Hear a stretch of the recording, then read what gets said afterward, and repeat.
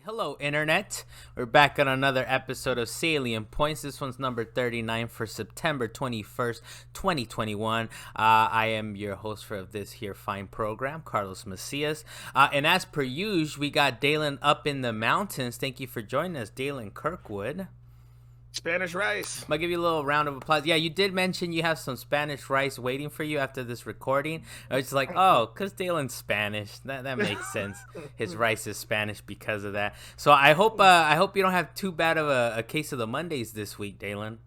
I'm good. Oh, yeah, all right. You did it. You did okay. Now, did you play hooky? I did okay today. Now, did you play hooky? Is that why you're doing all right? No, I actually had a pretty easy day because they switched what I was supposed to be doing at work, but that's a bunch of detail that I like the audience doesn't need to know. Okay, maybe they need to know everything. And also on the Wheels of Steel, we explained it last week, so we don't have to go through that diatribe again, I don't feel. On the Wheels of Steel, Luis Mendez, thank you for joining us, sir. Hello. Hey, not in a wheelchair. You know what you should do, Luis? Buy a miniature steel wheelchair and put it behind you on the table. Oh, well, here you go. Nah. I mean, does he need to do that, though? He needs to put up those paintings that he has up in the background, though. Oh, yes. That's the moment. He just doesn't want to bother the neighbors. He doesn't want to bother the neighbors. There's at least one picture up, though. There's one right there in the center. Oh, There's more than one. That's the only one you can see, though. Hey, yes, so sir. look, we'll get right into it this week. Nothing too crazy for the past week. The big one, I don't know how you guys feel about this one, but I feel like this one was pretty interesting. But Quantic Dream of Heavy Rain. Quantic Dream of Heavy Rain and Detroit Become Human fame. They might be working on a Star Wars game. This is, of course, reportedly, but Jeff Grubb from VentureBeat, he said it, so we got to believe him, right? We respect VentureBeat around here, or GamesBeat. And apparently it's something that they've been working on for the last 18 months. Now, how far have they gotten with it? We don't really know, but they're in cahoots with the Disney company, at least, to get us a Star Wars game. The first thing that came to mind was like, oh, Telltale Star Wars. But as we know, Quantic Dream does some AAA Telltale style stuff, right? Like they do some quality things out there. I don't know if you guys played the last one that they did, Detroit Become Human, but I quite enjoyed that game. I thought it was all right. Got the platinum. I don't know if you ever accomplished that, Luis. If you did, you know how dumb and ridiculous and how many hours you need to go through to get every single little trophy. But I'm kind of hyped for it. I'm down to see a Star Wars talkie type of game, and see how that plays out. But apparently this one is also, they've said that this is going to be a little more action focused than what we've seen from Quantic Dream before. Luis, we'll kick it off with you, man. What do you think of this? Or, do you like this marriage of Quantic Dream and Star Wars? Yeah, it's a weird partnership to me, something I didn't really quite expect. I mean, they've been developing their own IPs up to this point, so them working with a partner like Disney is kind of weird. Yeah. Because I know that can't possibly be easy to do, to get things, cleared or correct the first time with their partner. But yeah, I've been playing their games all the way back to Indigo Prophecy on the PS2, and I've beat every single one to get every single ending. So and anything from them is I'm super excited about. Did you play Beyond Two Souls 2? I think that's the only one I might have not played through, and maybe because of the pacing, because I heard that thing's like all over the place, back and forth, and then they went back to fix it, quote unquote fix it, where they made it so you could play it chronologically instead of like your back and forth with Willem Dafoe and the girl from Gina.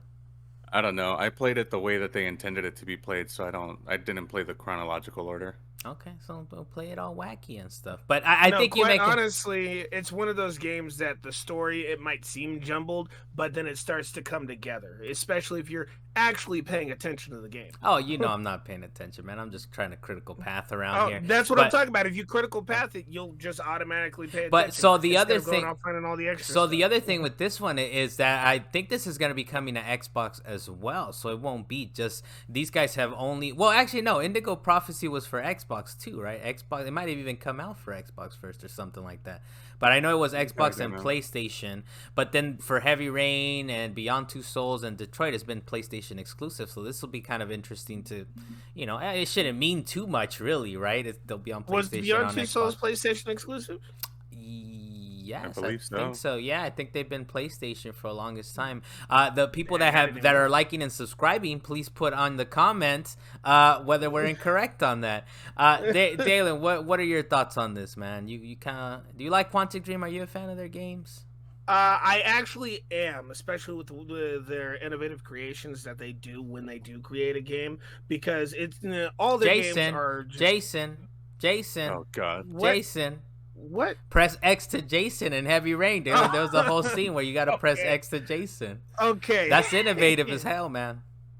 All right, so their quick time events were not very innovative, but their immersive storytelling was. I think that's why you wanted to compare it a little bit to Telltale Games at some point. But I feel that when it comes to their way of storytelling, that it very much makes a distinctive separation between Telltale and what they do. So I'd give it more like they're just making a Star Wars game, if they make a Star Wars game, but more first player focused. So even though it might not be on the standards of God of War, I'm thinking it would be more like, I don't know, what was the name of that one game? Oh man, I can't remember the name of the game. Well, I mean, I don't know. I know they said more action focused, but I don't think it's gonna be like a God of War, nothing like that. Or what's the last one that you were playing? The Last Jedi, or Jedi. See, we know the names of all Fallen these Order. games. Fallen Order. There you go. I don't think they're gonna be working towards that. It just probably does mean there's a little bit more action. But how you were saying with Telltale, look, Telltale was working on a broken ass engine for like the longest time, dude, across like 20 games, and they never updated that thing. So at least Quantic Dream is like kind of a top of the line type of, graphics wise and gameplay wise. I think they've gotten better over time since Press X to Jason. They've gotten better. Detroit Human, the saving system and the progression system's a little wonky, but I think that just goes along with your actions actually matter, right? Like what your decisions actually matter, and it spans multiple hours. So trust me, to get that platinum, man, I think at one point to get like a bronze, I had to go back like 5 or 6 hours. I was like, oh damn, okay, I gotta find this. Just with the label of Star Wars, if they make a Star Wars game, multiple Star Wars fans are going to be out there platining the heck out of that game. So don't fret; they'll get their platinums. Hey, something to look forward to. Look, we in Jeff Grubb we trust. So this guy's kind of on the pulse of like he's got some good context. He's a good dude over there at Venture Beat. But I believe him. They're working on it. We'll see. I'm sure we'll see something on this soon enough. The other thing I did want to talk about is like September, man. Already we're too many games. I don't know if you guys know this. Last week we had Deathloop. This week, I didn't even know. This one kind of surprises, and it was delayed, Dalan. Kenna Bridge of Spirits is coming out. Hey, I was ready for it. I pre-ordered it. Okay, you already knew. You expected it, huh? So we got Diablo 2 Resurrected also, and Lost Judgment is coming out on Friday. So for Deathloop, I did try it out before the podcast. I was like, let me form quite a bit of an opinion if I can. I don't know. I'm a little torn, man. I went into it like the graphics are nice, the audio is nice. I like the little interplay between the two main characters. But it did get to a point where it's like, oh, here we go. Arcane trying to teach me some shit right now. So I'm not sure. I got to play more into it, but I kind of like it. And it feels like I read some of the reviews out there, and they were kind of talking about how it's very much like an anti-roguelike. And I'm kind of getting that. I'm kind of getting that sense where it's like, oh, it's a roguelike, but you're trying to break it. You're trying to not make it a roguelike. So I kind of look forward to playing a little bit more. Based on what you guys have seen from the game since last we recorded, are you guys planning on picking it up, or how you feeling about Deathloop? I'm planning on borrowing it after you beat it. It's GameFlight, so if I don't like it, that's just game return, Dalan. Game return. If you don't like it, it gets returned. I might end up buying it later. It drives smoothly. The shooting is nice. The haptic feedback and all that is pretty damn good. So I'm liking it so far, but I'm a little skeptical because they're already trying to teach me crap. Like it's like, oh, well, you have these different tonics or whatever. I don't know, whatever fantasy crap they put in these games. I'm like, I just want to shoot. It's called the mechanics, man. Yeah, but I just want to shoot shit. But they're going very Dishonored on it before.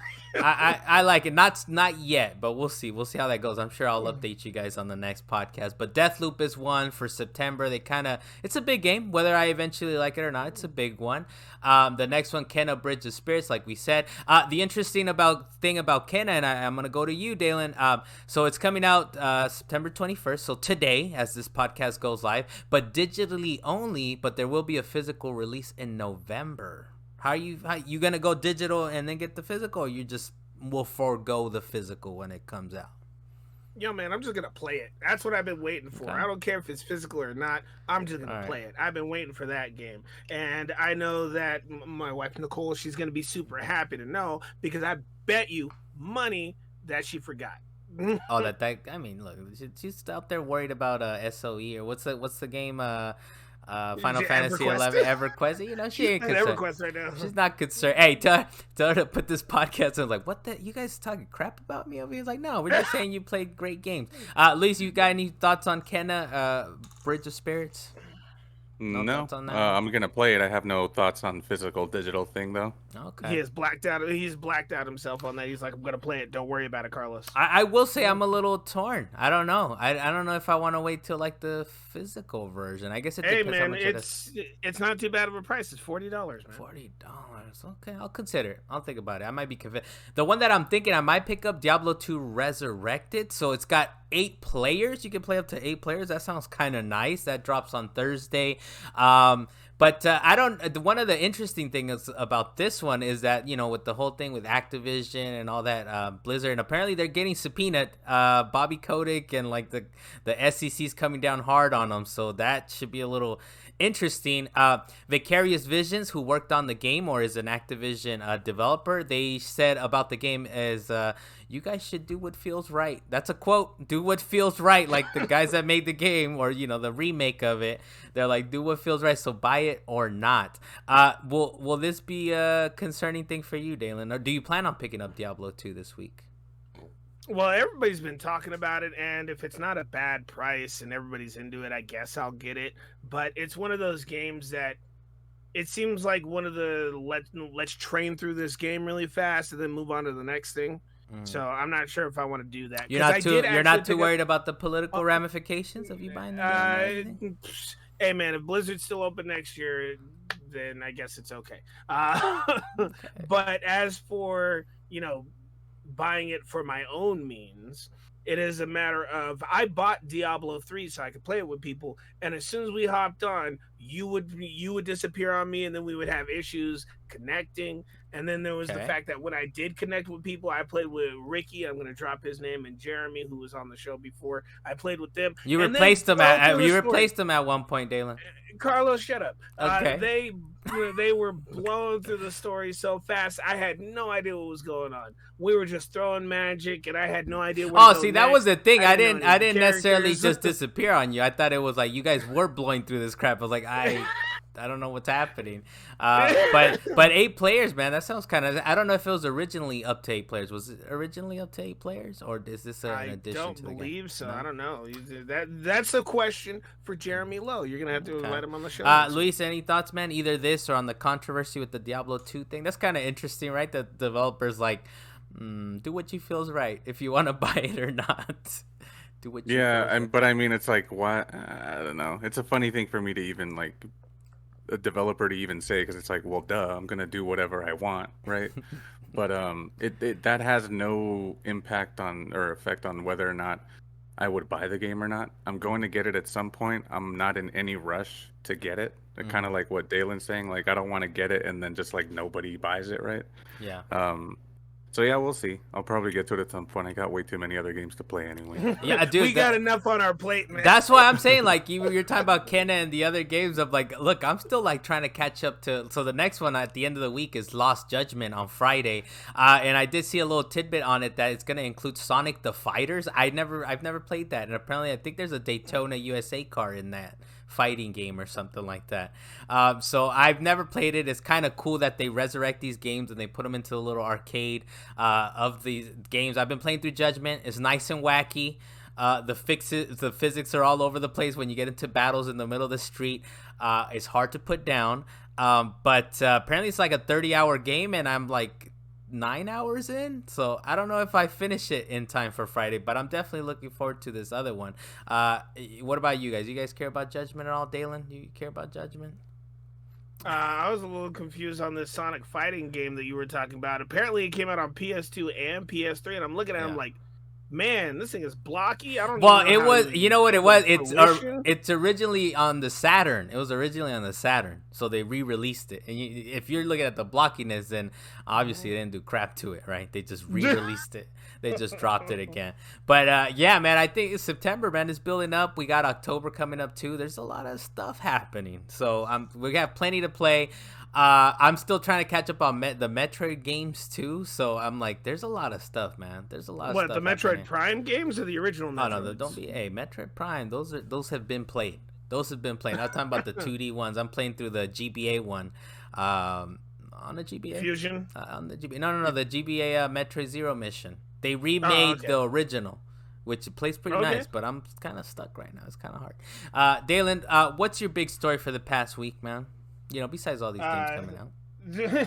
Talking about other games that are rumored to be coming out, or at least talking about Disney, I guess. Disney and Capcom have seen the fans' requests loud and clear, which I was happy about to actually see. So there were reports from VGC and an interview with Gamer Hub TV. They say that retro specialist Digital Eclipse, that's the name of the company, and they were formerly known as Backbone Entertainment. I guess they made a couple other games previously. They have made the desire known that they want to remaster Marvel vs. Capcom 2 clear to Disney and Capcom. But after a recent investment pitch, they were asked, which priorities they'd like to see getting the Digital Eclipse treatment, and Marvel vs. Capcom was the most requested, so they brought that up. So the Digital Eclipse Studio the Digital Eclipse Studios head, Mike Mika, said that both companies had approached, and it's now I cannot talk so. They approached yeah, I gotta believe in myself. They approached both Disney and Capcom with this pitch of theirs, and now they're just waiting for them to come up with an agreement. One thing that actually cracked me up about what Mike stated at some point was, I didn't know what I was getting into. I can't even read my public email or any of my Twitter DMs without having to sift through hundreds of hashtag free MVC2 messages from people, which is amazing, but it's like, oh my God.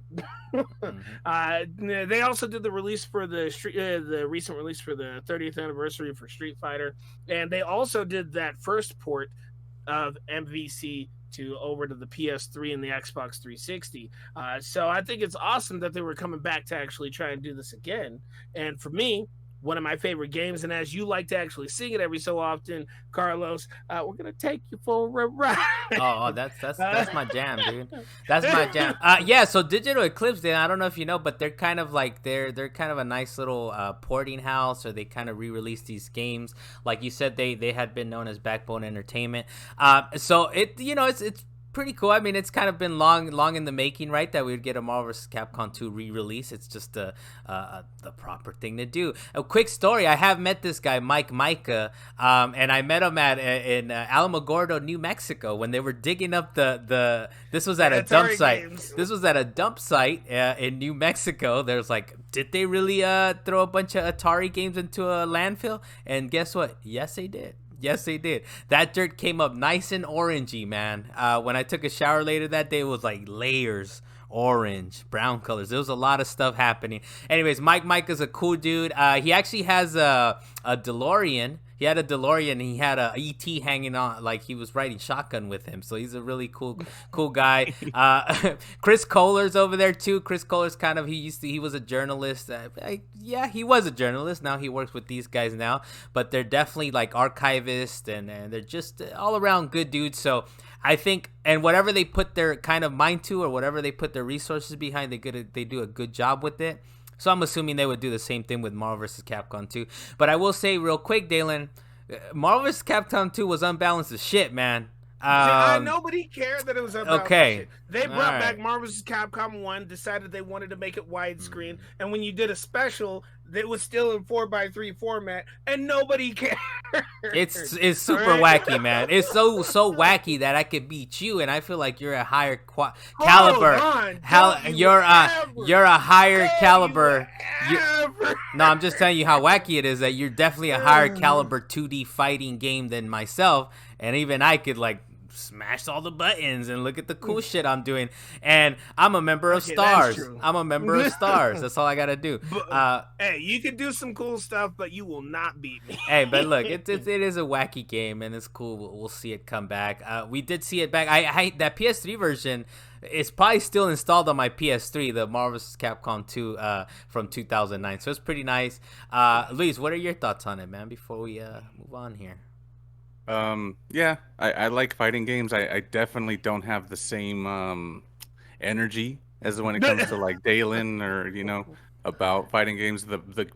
I play them whenever I'm in a party scenario or whatever, a bunch of people, but I don't play them on my off time. So cool, but I'm happy for people who want this game, I guess. Yeah, we'll see what happens. Now, Dalan, you're hoping that they do the rollback netcode and all that stuff. You want it to run smooth, right?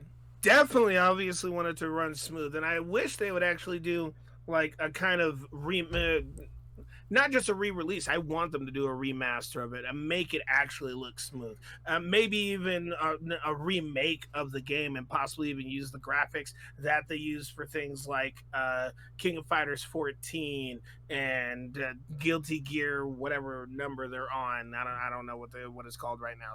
The Excel Saga. I don't know. Now it's definitely one of those things where it's like people forgot that there was a Marvel vs. Capcom 3, and what's the other one, Infinite or whatever. They're like, now just give us 2. Just give us 2. Stop messing around. Stop messing and they around. went back. They were like, no, we don't want all these other ones. We want 2, because that was at the peak of their collaboration before their contract ended. And I'm hoping they make another contract that just lasts for eternity with just this specific game. I don't even care if they don't do a contract with other games. However, I did hear from Marvel vs. Capcom Infinite that they were going to start bringing in X-Men characters, because apparently they tried to sign some little side contract with Marvel to actually finally bring that stuff in. I mean, we'll see. Most of that stuff was owned by Fox. Look. So as you know, as long as they bring the Jam back, I'm gonna take you for a ride, Jam. And also, as long as they bring what's her name? I'm a member of Stars. I'm good. Joe Valentine. There you go. Luis, what's your big story for the past week? What's your big thing? All right, so recently players that have been banned in Warzone are trying to boot up into the Vanguard beta, only to realize that they are banned there as well. So it's actually unclear whether or not this is beta specific, and no statement has been released from Activision, so they don't know if this is the intended behavior, if it's going to be for the full game, etc. But the way that Raven Software has actually said that they've implemented bans in Warzone, at least, is that they have two levels basically. So it's on the account level and then on the hardware level. So you can't just create another account or buy another game. Like your actual PC or console is banned as well. I actually don't know specifically when they decide to do one or the other, but there was a popular COD fan site that tweeted, and its name is Charlie Intel, said, quote, "If you're currently banned in Call of Duty Warzone, including hardware or account banned, you're banned from playing Call of Duty Vanguard. For those in the cheats, Discords, forums, etc., asking why, I think it's pretty obvious why, but thought I'd let you know." So, and I know I've talked about this before, and on some other episodes where I've like seen streams or videos of like, because cheating on Warzone is rampant. It's still happening. They're banning players by the hundreds of thousands. Oh yeah, I like it. It's wild how many people.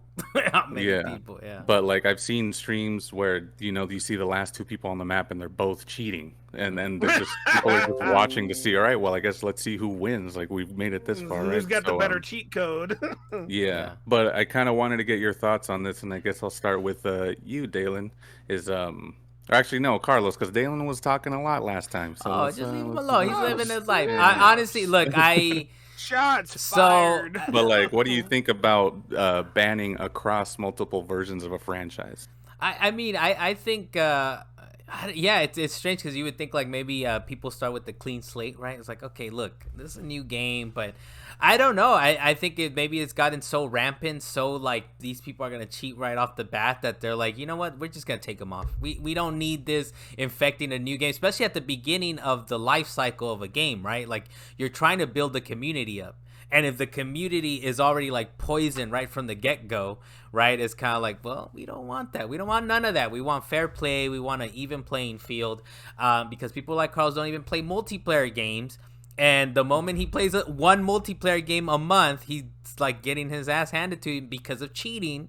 He's not going to come back. He's not going to come back. So actually, let me clear this up, Dalan. I meant to say because you spoke last. So no. The first one you said that he spoke too much Carlos. Was correct. But go ahead, Dalan. What are your thoughts on this? My main thought on this is not to actually fully ban them, though I get the reason why they wanted to ban them. But the fact is they're going to try and find ways around this ban, or maybe even start a new account and then actually jump in with their new account and just find new ways to cheat. If you're smart, you just won't use the same account. But if you have labeled these IP addresses and tagger names as full-on cheaters, and you know this already, instead of banning them just across all series of games, let them buy your games and let all the cheaters go into one specific type of server. Let the cheaters fight the cheaters. You don't have to actually put them in with all the legitimate people. If nobody's been flagged, put them in the normal game. But for all the people that got flagged, let them go off and have their 3-hour fight. I do like how you said, because nobody's dying. I do like how you said there's legitimate people and there's illegitimate people apparently, Dalan. Okay, that's perfectly fair. Now speaking of the cheater servers, Rockstar does that, right, Luis? Don't they? Or who does? I thought Rockstar did that. Yeah, Rockstar doesn't do crap. No, they don't. But I thought there was some game or some company that's like, okay, we're gonna put all the cheaters in their own server. They can hang out and cheat away or something like that. I thought. Yeah, I don't know if it's Rockstar, but I do kind of remember hearing that. But that is the way to go. Yeah, but when Dalan was speaking, they're saying they're gonna find a way around it, this and that. That kind of sparked, because I've had the same sort of sentiment, like put all the cheaters together. Yeah. But it started kind of sparking up a thought in my mind that they're gonna find a way around being pitted against the cheaters, maybe then, right? You know? Yeah. The cheaters are going to find ways to cheat around cheaters. That's fine. Let them continue to learn how to cheat. But no, they're not cheat against other people. Like they're going to find a way to not get into those lobbies, possibly. Is what I'm saying. Yeah. Okay. Yeah. You know, I was thinking about this. I think it's fair that it's across the board. Because it now, like Warzone and Call of Duty, it's all treated as a platform, right? Like when you buy a new game, there's Warzone right next to it in the menu of the game that you just bought. I'm sure when you load up Vanguard. So I think that's what it is, right? It's the fact that if they weren't so closely tied together now as they have been in the last couple of years, I think they would probably be like, sure, start anew. You got a clean slate. But we'll see what happens. I mean, I like it. I mean, but it's wild, right? It's wild to think that hundreds of thousands of people they're banning like a week or a month or however long, whatever it is. We're talking hundreds of thousands. 500,000 people. That's wild, man. People get banned. Yeah. All right, so we'll move on to quick hits real quick. Last week we did talk about this already, about the Nintendo price cut in the UK.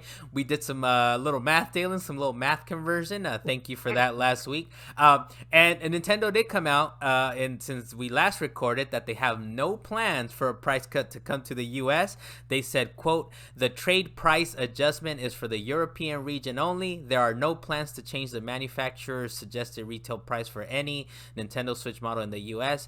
For people that heard that long old word, is basically the MSRP, right? That's what they're saying right there. They're not going to change the pricing, which is, I guess, a little expected, right? Then, like we were like I was just saying, you did the conversion math, and maybe it makes sense for Europe, but for here, I mean, why wouldn't it make sense? They're just kind of being assholes, right, at this point. Well, but then, what are your thoughts on this?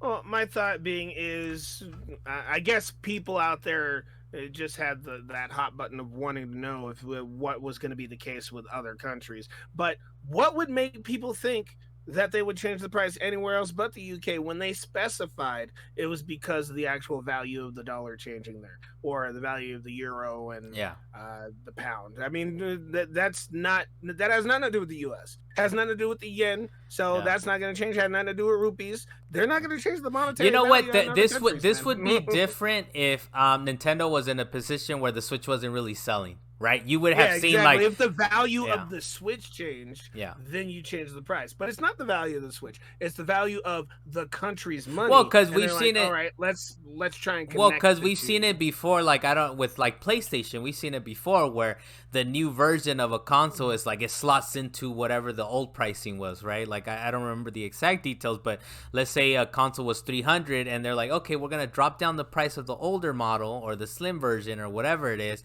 and we're gonna give you this better one for the old standard price. But right now what they're doing is the Switch stays at the same price it's been, and the SWOLED you're paying an extra little upcharge for it. But yeah, look, no price cuts around here. If you want that SWOLED, pay the extra $50. Now, what was that statement that you made about Nintendo games? How they don't depreciate in price? Oh, they're evergreen. They're evergreen. Yeah, and I didn't make that up, Dalan. These are like, I'll take credit for things I make up, but I've heard that before. I wasn't saying you were taking credit. I'm just saying that's the word to use here. These things are evergreen. They can change the price when they're ready. Yeah, dude, evergreen. It's very few companies that happens to. Even the great Sony, man. Even the greatness of like a Naughty Dog game, like Last of Us Part 2. Lisa, I know how much you enjoyed that game. I'm sure a couple weeks in, you could already buy that game for $40 or something. But Nintendo, you're still paying $60 for WarioWare Get It Together in 2025. But yeah, Nintendo games, and Rockstar is pretty good at kind of keeping their prices for the most part, but it's very select few. On this next one, Nintendo is planning a new Switch controller, possibly to be revealed within the next 6 months, and this is based on a confidentiality agreement. Luis, any thoughts on this, man? What do you think? What kind of controller they out here? If it doesn't have any anti-drift technology, then I don't want it.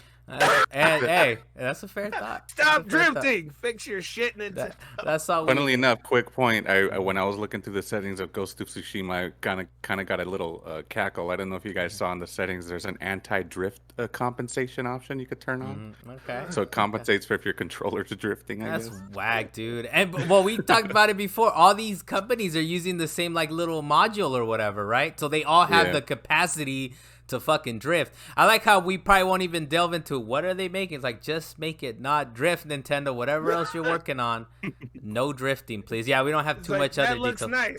That looks nice, but does it drift? But does it drift? Whatever it is. So Nintendo's working on something. I don't know if you guys care to speculate on what it could be. I think that's a fair point. Lisa's like, whatever you show, anti-drift, please. Find a new source for this thing. Whatever you show, make sure it works. Yeah, so in 6 months, we should be hearing a little bit more, and then we can speculate away then. The other thing that's kind of interesting, and it's interesting to me because obviously it's not on a hardware level, but Bluetooth finally comes to the Nintendo Switch, and all you got to do is update your Switch. So it's not like a hardware thing that it wasn't Bluetoothable. They just have to update it. And I'm like, So, Dalan, what are your thoughts on this, man? I know to you it's kind of a... You got thoughts now they're doing Bluetooth through the Wi-Fi. I assume that's how they did it, especially if they didn't have a Bluetooth component in the system. But my thing is... You think that's what it is? Hold on. Is that what it is? How do you think your controllers connect to it? Oh, dang. See, it does have Bluetooth. Without a Bluetooth connection. And all that drifting, it does it because of the Bluetooth. All right. We go back to the PS3 era when those controls were drifting because we hate Bluetooth. Remember, everyone hated Bluetooth at the time when they introduced it with the PS3 controls. My bad, Dalan. Go ahead. But now people be mad if we ain't got it. But my thing is, now that they actually have enabled the Bluetooth connection for audio, why can't we do it for microphone and actually have a freaking a chat? We need a chat. That's all we need. That's your main concern. You have an app, Dalan. What do you need? Yeah. You have a mobile app, separate system. a convenient mobile app. Yeah, it's very convenient. So how fun is it for you to be playing Rocket League on PS5 with us, but you have to use your Discord chat on a completely different system, like your whole computer? I don't have to. You guys decide to do that. Come on, but still, you'd have to actually go over to the PS5 and do you have to plug your headset into your controller in I order to have hear us my. over on That's the a bad PS5. Dalen, come on, man. comparison What are we because I doing have out mine all here? set up. So I just plug my controller into my computer and I'm Yeah, done. yeah. What are we doing here, Dalen? Look, the moral of the story, Dalen, is the Switch had Bluetooth all along. These motherfuckers just had to update it. That's it, and that's all. But you're right. Give us internal chat. Yeah, they're a bunch of knuckleheads at Nintendo, dude. They don't care. They're not even giving us a price cut. They're like, swoled, 50 extra bucks, eat it, and we are. And we will. We will. Shut up and take my money. Just shut up and take my money. I'm still a little on the fence, man. Imagine I'm how, not getting it. dude. Imagine how pretty that Metroid Dread's gonna look on that swole. I mean, you're I still guess we'll gonna be able find to play it on the original console. yeah, so. but it's not swole though. And I don't care. I'll still be able to play it. Okay. They come out with 8-bit games. I'm not worried about it being a little bit prettier. We should be. Yeah, that's true. It's gonna be swollen. But the next one on here, quick hit, is there's apparently 500 quote unquote new Xbox and Dreamcast prototypes released. One of the interesting things to come out of it is that there's actually a Luigi and Sega GT that they found. There's pre-release versions of Jet Set Radio and a bunch of other games. This is basically coming to us via, it's called a website called The Hidden Palace, and it's called Project Deluge. And apparently what they've been doing is that they've been releasing prototypes from, back in the Xbox and Dreamcast days, basically games before they were released, right? Like, and I think one of them was Test Drive or one of those racing games. So they got a couple of nice little prototypes that are up on their website. So if you want to check them out, they're at the Hidden Palace. How do they run? Maybe you need an emulator or something like that. Who knows, right? But the Hidden Palace. Luis, you got a couple thoughts on this? Yeah, I mean, it is kind of, I'm all for the preservation of games and all that. But this is I don't know how I feel about this because it's a very particular scenario where it's unreleased games and prototypes that were possibly never intended to be seen by the public, right? I mean, Luigi and Sega GT, right? Like, it's like, that's definitely Sega, like, messing around. Like, let's throw Luigi in here. Yeah, just trying stuff out, right? Yeah. So, I don't know. I'm kind of interested or I'll keep an eye on this. I'm wondering how they've never been approached or sued by any of these developers or publishers or anything, or just to see what will happen here if there's 500 titles, that they're going to. Well, but I mean, you work on you're a developer yourself, right? So you guys, I'm sure you have prototypes. They might not be even fully playable, right? It could be like a vertical slice, a 5-minute, 10-minute thing, right? I don't know if these are full games. I think these are like clips of games. Like, I don't think they're full games, I guess is what I'm saying. Oh yeah, maybe not all of them. I mean, there's unreleased stuff, and then there's also prototypes that they said they have on there. So yeah, who knows how short or long these things are. Yeah. But yeah, I've worked on plenty of things that have never seen the light of day. And so I guess putting it through that lens, it would be kind of nice if someone were to like check it out finally, right? This thing that I worked on for like a year or something that they just decided to can after a year of work or something. So, well, I'm sure. What? I can't speak about it. Come on, Dylan. It's on the NDA, Dylan. Come on, man. That's the worst part. That's the worst part. I can't even say what it is. So I'm sure. Well, that's the thing, right? That like, you can't neither confirm or deny, right? Like, imagine like they ask Sega, who put Luigi in Sega GT, and like, we don't know what you're talking about. We don't know what you're talking about right now. We literally don't know. But it says your name right here. It says Akira, whatever, and it's like, yeah, but I don't know what you're talking about. I'll tell you what, it never came to my table. Yeah, I don't know it. So it is like you're saying, kind of the preservation of games. But I'm sure some developers get a kick out of it too, right? They're like, damn, it's out there. Yeah, yes, definitely. It's out there. Like when they snuck in a full version of Time Splitter. We talked about it a few weeks ago, that they snuck in Time Splitter 2, the full game, in a different game, and then they're like, yeah, look, if you dig deep enough, you'll find it there. So I think it's cool as far as preservation and to see kind of these wacky different things that are going on, and also things are out there that might have not otherwise have seen the light of day. The other quick hit we have on here is there's a Pokemon trading card game live. That's the title. Is announced for iOS, Android, and PC. We don't have any specific release dates for it, just that the app is coming quote unquote soon. And there's probably going to be a soft launch later in 2021 for what I was reading. Maybe, you know how they do like a Canada soft launch or New Zealand or whatever it is, so that the game will be out there. But Dalan, we'll go with you, man. What's got you interested in this? And the Pokemon trading card game Live. That's the whole title right there. The idea of how dangerous it is. Oh, wow. Okay. I didn't know you were going to take it there. Please to explain. Yeah, I'm going to take it there because I still remember when I was younger and Pokemon cards came out, people were getting beat up for Pokemon cards. And then it started getting banned from schools because people were gambling over it, same way they did with Pogs. And I'm thinking, you make it digital, and people, there's already way too large of a fan base for Pokemon, and people are buying cards out there for $10,000. You don't think they're going to start gambling for these card games or trying to buy cards off other people? I still remember people selling a digital horse on what I think it was World of Warcraft for $15,000 or something like that. So I think maybe you're thinking Oblivion, Elder Scrolls Oblivion, where they had like the $10 gold-plated horse shield armor or whatever it was. Yeah, you know exactly what I'm talking about. The fact is that if you have something that's already so dangerous when it comes to monetization that you make it digital and available for everybody,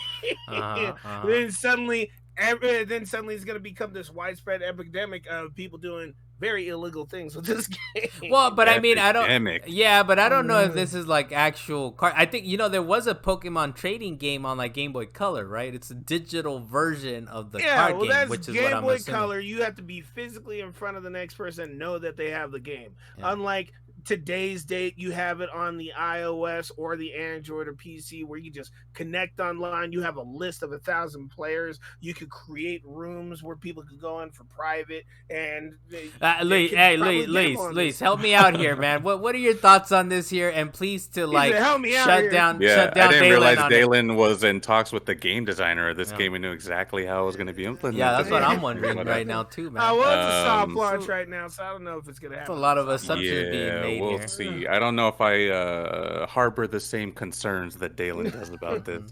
If anything, the counter argument there would be like, if it's so widespread, then wouldn't it devalue everything, right? Then there would be no need to run out there and murder people for Pokemon cards or whatever. But, there's not many. Tell that to the person who bought Mario 64 for what, $2 million? Yeah, but there's not. There's a whole. Hey, check it. That's a whole different thing. Hey, but there's not too many details. Did you guys have a reasonably hyped or something about that with you and Deo? Yeah. Please to check out that episode. Yeah, we did talk about the ridiculous. I don't know where you're getting these details from, Dale. You're talking out of your butt talks like last week on the KOTOR stuff, man. What are you talking? I don't think they've announced any details for this. They just said it exists. I don't think they've announced any details for it. That in itself doesn't matter to me. It's the fact that if it is a facts don't matter, Dalan. Facts don't matter to you, is what you're saying. No, what I'm saying is that the idea of them making a just Pokemon trading card game online where you can actually go and earn rare cards that other people don't have. They will specifically try and fight you for those cards and try and win them from Look, Dalan, look. Let's Dalan. Okay, that's why I started laughing. He said fight you. Okay. Dalan, let's get some more details before you go off the deep. I'm excited to see what's next. That's just my thoughts. Yeah. You're a Pokemon fan, right, Luis? I believe do you like all iterations? I was never really that huge into the trading card game itself. I mean, I just like everyone around the time I did, buy a pack or two from the Ice Cream Man or whatever, but I never got into it as hard. I have played a lot of the Pokemon games though, and I do enjoy all of them. Yeah, so I the only thing I can say, since there's no more detail, Dan, let me bring you down from your high horse or whatever kind of soapbox you're on, the horse and the soapbox. There was a Pokemon trading card game on Game Boy Color, which was a digital representation of the game. I think that's where they're going with this, but we don't have any details. So Dalan, let's get some more details further down the line, and then you can go off the deep end, man. I'll give you the room to I'll give you the rope. I'll give you the rope, and I'll give you let me have my Alex Jones, all right? Wow, just wow.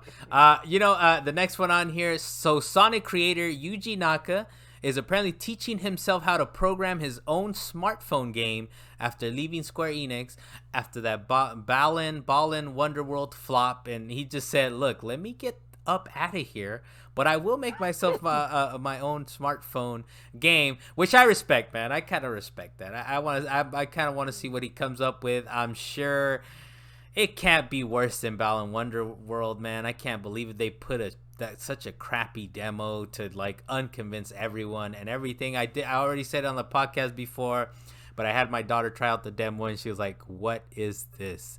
Dalan, what are your thoughts on Yuji Naka here about to create his own smartphone game? Well, I am glad that he got back up after being knocked down, and he decided that he's going to do something about it. So like you, I do respect the man for actually going in this route, because most people, when they have a loss like this, they may not actually come back. Because I'll tell you right now, after Mighty Number 9, I haven't heard anything about Keiji Inafune. Hey, yeah, wait, he's around. He's around. He's doing things, yeah. But what's he doing? I don't know.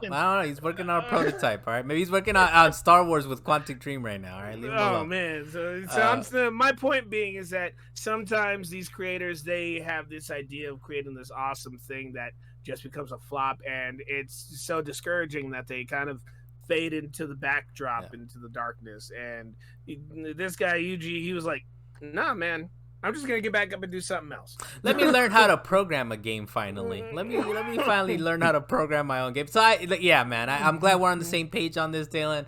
We respect the man. Wish him the best. Well, in Wonderworld, please to step away from that. Don't you guys don't ever look at it. If you ever want to experience it without having to drop money on it, play the demo. Oh, dude, it's terrible. It's I don't know why they did that. So the next one on here, WipeOut Rush, is coming to iOS and Android in early 2022. The game is going to have a full campaign and up to 60 ships available. There will be no console release apparently, so that's kind of a little interesting. Dalan, is that the big deal to you, that there's no console release, or you'll play it on your phone, man? It'll be great. It is kind of a big deal there's no console release, because I'm actually a bit of a fan of WipeOut. I mean, I used to play that game back when it was like PS1 and Jet Moto was out. I don't know if you remember Jet Moto. And what was it, Extreme G? I used to love those games. And I mean, just WipeOut was one of my favorites. And it's one of those things where I'm like, all right, so it's not going to have a console release. That's a little upsetting. But are you going to play it with me, Carlos? Are you going to get it? I mean, if they have cross-phone play, I suppose. I don't know. I would assume. I don't know. Oh, I should have, I don't know why that would be a thing. Possibly. I don't have an Android, Dalan. I don't know what to tell you. I mean, I don't know why that would be a problem. I assume that they would allow it if they allowed on both systems. Yeah. So, but yeah, WipeOut Rush. Yeah, I think you mentioned before on the podcast you're a big fan. So anything WipeOut, whether it's on your phone or on your console, you'll grab it, right? You're kind of... If I have the chance to grab it, I'm definitely going to try it. I felt the same way about Gran Turismo, but it's a flight simulator, so I'm going to take a step back from that for a while. All right, there you go. The next one we have on here, this one was pretty interesting, I feel. So as far as God of War Ragnarok is concerned, that will be the end of the current God of War storytelling. So, it's instead of being a trilogy, it's going to be a duology, because everyone loves their trilogy. So we were all thinking there's going to be a third one, but no, according to Cory Barlog, who was a director of God of War 2018 version, and I think he was the director of God of War 2 or 3, also the older versions, the PS2 editions. He said, quote, "We didn't want to spend 15 years on a trilogy." So when you think about it, right, so this game's coming out, what have they even set a date for this? 2022, 2023 maybe? Let's say it comes out in 2022. Imagine when God of War 3, God of War Ragnarok or Odyssey or whatever they call it, that's not coming out till like 2027, man, or something like that, 2026. So they will have spent all this time working on the same series. So but I kind of respect that. He also did mention that playing back to back the two games, you should get a complete full arc of the story. So I kind of like that. I like that they stepped out and they were like, look, you're gonna get the end with this game. You're gonna get some satisfaction from this game. They're aiming for April of 2022. Okay, there you go. Luis, what are your thoughts on this, man? That it's gonna be a duology instead of a trilogy. Yeah, I mean, I know in general, as a society, I guess we like to see things in threes, you know, whether it's films or games or whatever. So I can respect the fact that they said, you know what, why give these guys a filler like middle story arc when we could just get straight to Ragnarok? Let's end this thing with a bang. Mm-hmm. Or hopefully, right? But I fully trust in whatever they're doing. Also, you are, I don't know exactly what game, but yeah, you are correct in saying that Cory Barlog did direct another one. And he is the only person to have done two God of War. They change it every single game release otherwise. So. Yeah. But yeah, I can respect you know, it. I'm down for after it, David Jaffe, you know, he has a little temper tantrum. The guy seems cool, man. It would be awesome to have like a drink with David Jaffe. I don't know if I said it on the podcast, but I think I pissed him off one time. I went to go check out one of his games, Drawn to Death, and I think one of their like criteria for you to try out that game was that you try it out and then afterwards you go talk to David Jaffe. And at the time I was like, I think it would have been cool to even have said hi. So I'm like, I should have at least said hi. But at the time I was like, I don't like this game. I don't want to tell him I don't like this game. So I just walked away. And then like one of the, you know, they have handlers or whatever you call them, people that are kind of running the show. It's like, wait, you have to go talk to him. I was like, nah, man, I'm good. And I just kind of walked away, and I think he looked over, and he looked a little upset that I just walked away. Anyways, Dalan, what are your thoughts on this, man? Sorry, a little, you know, just a quick little diversion there. So just gonna try and say it quickly. Is I'm fine with them having two. I mean, Resident Evil Village and Resident Evil 8 did the same thing, and we actually came out pretty good with that. I mean, why can't they do that the same thing with God of War? But I do feel that if they wanted to make another game, they really could, because you still got Odin and Tyr to actually deal with. I think Tyr was in the first game. I can't recall because it kind of all blended together. But no spoilers. They didn't confront Odin, so they could always make another one. Well, no, I'm sure they'll continue the franchise, man. It's too big of a franchise, and they've I'm proven sure that they'll continue the franchise. They just said that it will end the Norse mythology one, because they could jump into another mythology. We talked about that. Yeah, so I think, and they already proved that they could sort of reinvent the series and the formula. Right, you go from a kind of action heavy. Well, this last one was action heavy too, but it's a little different, right? It's kind of behind the camera. How do you know you don't even play? You didn't even play it, Carlos. I played it. Hey, I played it for about an hour and a half. You didn't get the full experience, Carlos. You missed but Deathloop for longer, Carlos. But I understand what the gameplay was. The fact that the other one was a third person, kind of a little wacky. Kind of the camera pans out versus. It's kind of behind the shoulder, third person. It's all influenced by Gears of War, right, Dalan? We already know, which was influenced by Winback, of course, your favorite game of the N64 era. But I like that callback. All right. But I mean, they've proven that they can reinvent the series and reinvent the formula. So I'm sure we'll continue to see God of War for years and years to come. So the next thing on here is we have the Destiny composer or ex-Destiny composer Marty O'Donnell, who also he brought the Halo sound, the monks, he gave us that, beautiful little monk. Who knew? Who would have thunk?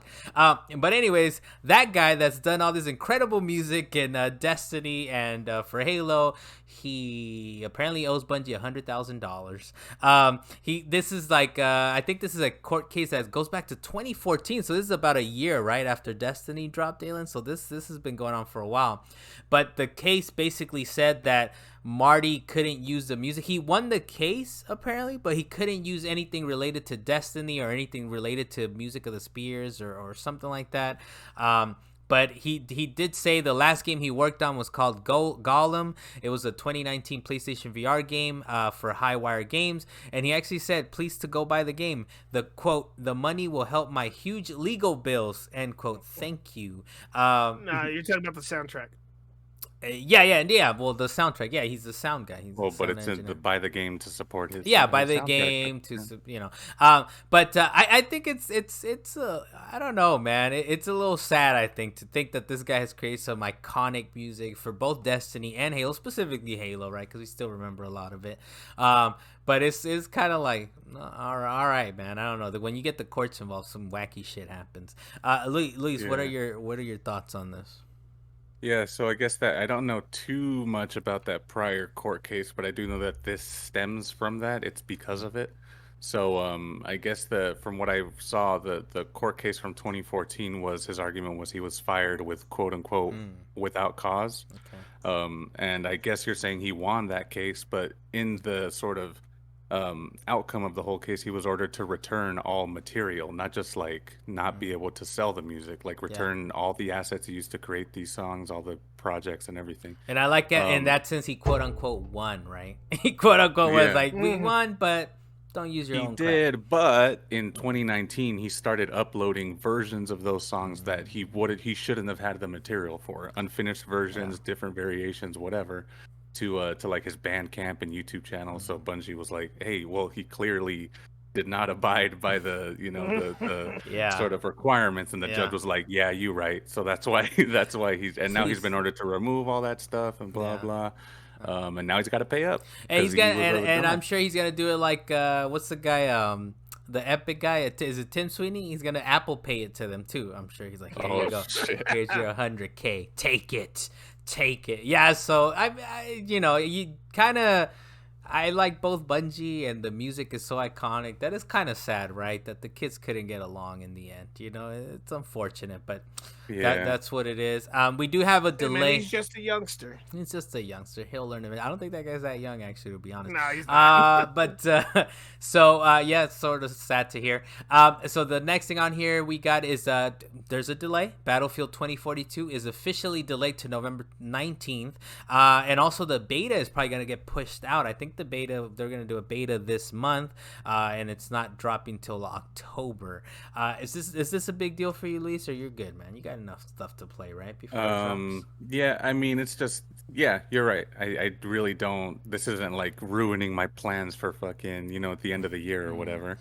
But it's just something that you keep reiterating, and it does seem like it's just a trending topic. Games just get delayed now. Dude, so, I call out everything like it's gonna get delayed. It's gonna get delayed because look, honestly, it's 50-50. You're even dropping dates now. You're saying May 2022 or whatever. May 2023 is dropping. It was like because I'm gonna land on some of these, right? If it's 50-50, I got a good record. But I told you guys. It's on wax. Yeah. Go to so Salient that's all Points. It was commented. Go to Salient Points. But this was a broad comment to because you put some other game. I forgot what it was, but that one's getting delayed as well. It's just something. But it does look like the beta itself is still supposed to happen on September 22nd. Oh, okay. Maybe I thought they were pushing it, but hey, maybe they keep to it and they learn some more. Maybe they add a campaign. The other game was Dying Light 2. Dying Light 2 got pushed maybe about a month, I think. Yeah, that one got pushed. But yeah, that's about it for the quick hits. Otherwise, what have you guys been playing? Luis, we'll go to you first, man. What you been playing? Still working my way through Ghost of Tsushima. I'm getting stories picking up heavy now, so it's getting pretty interesting. Okay. And I'm unlocking stuff that I had been seeing locked behind in the technique screen for a while now, so it's getting pretty good. I mean, it's been a good experience from the start, but it's just grabbing me even more. Like I'm getting hit up by people to play this game or that game. I'm like, dude, I can't do it. I gotta get down with this. I gotta get down with it. Yeah, and you're following, I guess, our suggestion and just do the main story. Don't hit the Iki Island yet. Oh, you went to the island? No, I'm doing everything. Oh, the island? No, I'm leaving the island for later. Yeah, I'm leaving the island for later, but I'm doing all the side quests and stuff. Yeah. So you feel like you don't critical path, right? You're just kind of going whatever direction you're going. But when you hit those critical missions, they're hitting you a little different. You like where the story's going and all that. Yeah, and I mean the reason I keep doing the side quests is because they do sort of fill in the rest of the world. Like they do add to the story a lot. Yeah. So that's why I'm just doing whatever I can. You do everything. You believe in yourself, and that's a fun platinum. If you're interested, that's a nice little. You don't have to 100% everything. You do got to do a lot, but I think that was a pretty nice platinum, which Sony has been doing, man. For a lot of their games, you go for the platinums, you get rewarded, right? You do the side missions, you do all kinds of stuff. Like, oh yeah, I wouldn't have seen this part of the world. I wouldn't have done this.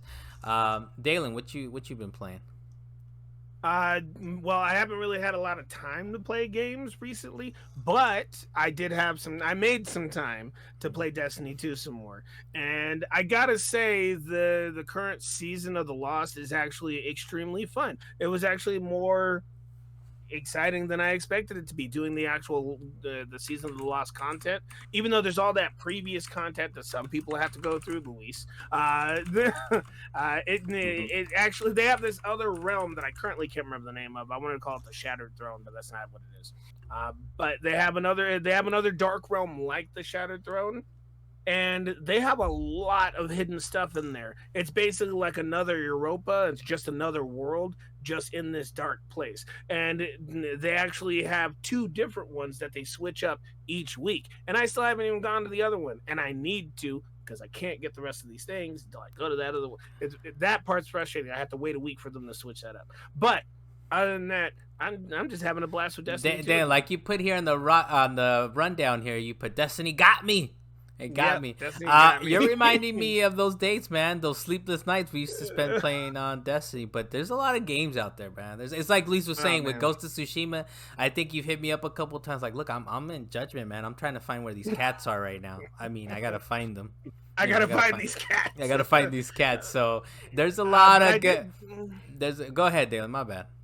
No, it's okay. I was just gonna say, but I did buy Tales of Arise just recently, and I know you weren't a fan of it, but I'm still gonna try Aliens Fireteam. People have been hitting me up about playing that game, so I'm gonna try it out. If I don't like it, all right, I lost $40, but at least I got to try it.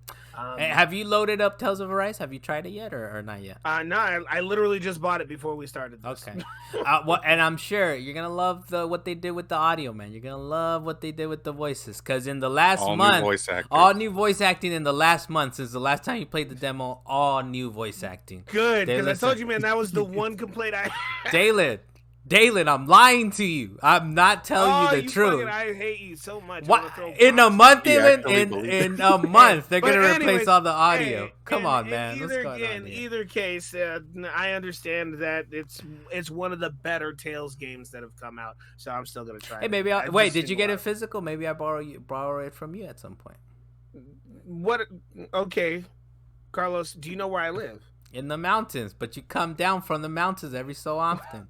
Why isn't it reciprocated the other direction? I know. All of a sudden, I can't borrow. You could borrow games from him, but he can't borrow them from you. I mean, I have rules. You can't just borrow whatever you want, but you know. No, I'm just talking about put 2 and 2 together. I said I bought it just before we started this. I'm not gonna borrow it like in 2 days, Dalan, or tomorrow. I'm asking in the future time, man. You're Unfortunately, no, I did not buy a physical copy. However, I will keep that in mind next time that maybe other people will want to play it. All right. Well, look, for me, I kind of did. It's a family show, but it kind of blew my load. Earlier, I talked Judgment, Zero Mission, Deathloop. That's basically what I've been playing, man. This Deathloop, we'll see. It's throwing me for a loop, so to speak. Wait, you didn't talk too much about Zero Mission. How is Zero Mission? Zero Mission's amazing, man. These 2D Metroid games, they know something. They hit different. And apparently it's only like 2 or 3 hours long, but I've been playing it like 5 minutes, 10 minutes here and there at work, basically. So that's why it's taking me a while. But I need to step it up, because I got to play that. Then I got to play the 3DS one, then Super Metroid, then... Oh, damn, Fusion. Damn, dude, I got to get off this podcast. I got to get to some playing, man. I got things to do. I don't think I'm going to get to Dread on time. I'm going to try, but I don't think I'm going to get to Dread, like, at launch. And I don't have the Swoled either. I'm still kind of, figuring that out. You don't need it. Yeah, probably not. But I want it. Anyways, that's what I've been playing. I talked about it a little bit, but I do have a story. This was for you, Dalan. So the iPhone 13 and the iPhone 13 Pro and the iPad minis and all that has been announced. The thing that I want you to see, and I have an image up, Dalan, is like, look at the diagonally placed cameras. That's what's special this time, man. I don't think he has any reference to what they used to look like. Oh, they used the cameras were stacked before. No, I do know, because I remember seeing like the big camera on top and then 2 little ones underneath it. I've seen those before. I do like that we've gone to a time where remember back in the day, it's like little features on a console or little features on the TV. It's like, look how small it is now. Look, like it's definitive little things, where now it's like, yeah, but mine has 2 cameras, mine has 3 cameras, mine has this many cameras. So it's something that's very distinctive. What about the phone that folds though? That one actually looks kind of cool, man. It looks kind of cool. Dalan, these diagonally placed cameras, will they convince you to finally switch over to that iPhone, sir? That just makes it sound ridiculous and stupid. It makes me want to say, why did they do it? And that's why I threw it in here, Dalan. Yes, I'm still, look, my phone, I don't know what it is. I think it's an 11. I run these things to the ground until it's like the battery's shot, it won't update correctly. I usually don't let them go too far, though, actually. I don't think I can let them get to the point where the screen is cracked, but I definitely push them to, like, all right, I can't play this game, or I can't do this thing because you're due for an upgrade, sir. Nah, man, these things are pricey as hell. I do love me an iPhone though, Dalan. You gotta grab you one. Luis, what about you, man? You upgraded or not? You're good on your iPhone for now. No, I have a 10 and I'm doing fine. I see no reason to upgrade. So we're all doing all right on especially when they just dropped the new OS. I know you won't update because you fear that they slow down your phone or kill your battery or whatever. It was proven in a court of law. Like it was proven. Nice. It was proven that they did this. Roll the tape, Carlos. Roll the tape. All right. Look, thank you for joining us for Salient Points number 39. I got the number correct, I believe. I'm Carlos Macias, the host of this here fine program. Thanks you for joining us. Like, subscribe, do all that. We have like 11 subscribers, man. That's pretty exciting. I feel it's gonna build up. Kind of nice. In the meantime, you go ahead and talk about it. I'm gonna go get some rice. Whoa, Dalan, hold on, Dalan Kirkwood. Thank you for joining me, sir. You get yourself some Spanish rice because you deserve it. That rice became Spanish because you're Spanish, sir. Thank you for joining us from up in the mountains, Dalan. And as per usual, Luis, our man on the wheels of steel, Luis Mendez. Thank you for joining me again, sir. We'll see you guys next time. Latest.